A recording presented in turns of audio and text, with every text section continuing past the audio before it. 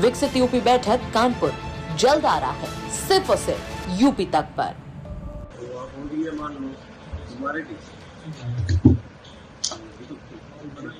रात का अंधेरा, सुनसान सड़क और शारदा नदी के किनारे पड़ा एक लहूलुहान शव।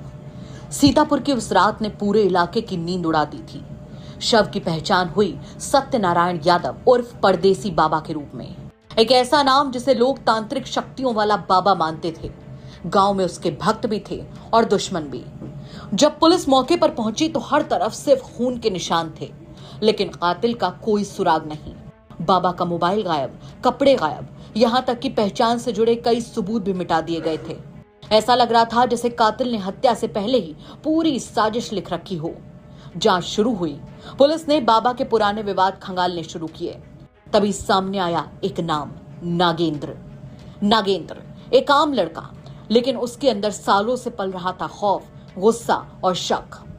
पूछताछ में पहले तो वो चुप रहा, लेकिन जब पुलिस ने सबूतों का जाल बिछाया तो उसकी आंखों में डर साफ दिखाई देने लगा।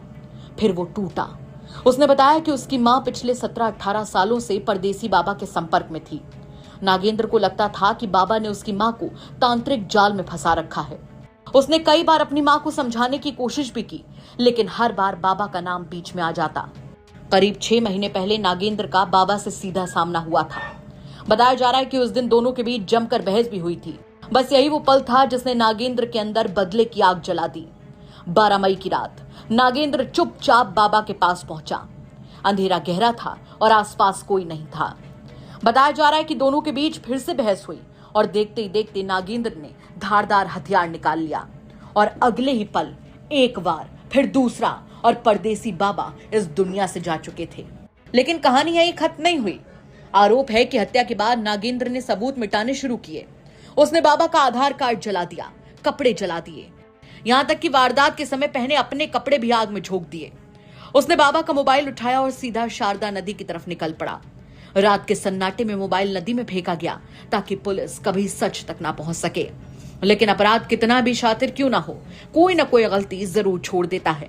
पुलिस ने तकनीकी जांच, पूछताछ और सबूतों की कड़ियां जोड़ते हुए आखिरकार नागेंद्र को पकड़ लिया। उसके निशानदेही पर हत्या में इस्तेमाल आला कत्ल भी बरामद हो गया।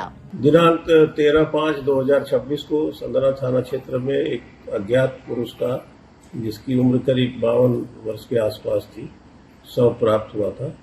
इसका काफी प्रयास करने के बाद टीम लगाई गई और इसका शिनाख्त सत्यनारायण और परदेसी बाबा पुत्र अमरनाथ के रूप में हुई, जो कि नजर नगर इलाहाबाद का निवासी। इसमें टीमों को लगा के और सर्विलांस टीम को, स्वाट टीम और स्थानीय थाना की पुलिस की टीम को लगा के इसकी जानकारी की गई और यह तथ्य प्रकाश में आया कि सत्यनारायण और परदेसी बाबा मलियाबाद की ही एक महिला का झाड़ फूंक करता था और वो करीब 17-18 वर्ष से झाड़ फूंक कर रहा था। तो उस महिला के पुत्र द्वारा इससे बाबा से ये कहा गया कि ठीक नहीं हो रही है, तो कहा कि ऐसे ही चलता रहेगा। उसको शक भी था कि ये तंत्र मंत्र की विद्या भी कुछ कर रखा है, तो उसको बहाने से इस स्थान पर ले आके उसकी हत्या कर दी और उसका मोबाइल सराय नदी में फेंक दिया। उसका आधार कार्ड, पर्स इत्यादि जो उसके पास सामान था उसको जला दिया और तथ्य को छुपाने का प्रयास किया। अभियुक्त को गिरफ्तार किया गया है। उसके कब्जे से एक आला कत्ल चाकू बरामद किया गया है। उसको जेल भेजा जा रहा है। आवश्यक विधिक कार्रवाई की जाएगी। सीतापुर का यह हत्याकांड सिर्फ एक हत्या नहीं, बल्कि अंधविश्वास, डर और जुनून की वो खौफनाक कहानी है जिसने एक इंसान की जान ले ली और दूसरे की जिंदगी बर्बाद कर दी। क्या कहेंगे आप इस खबर पर? कमेंट करके जरूर बताएं। सीतापुर से अरविंद मोहन मिश्रा की रिपोर्ट, यूपी तक।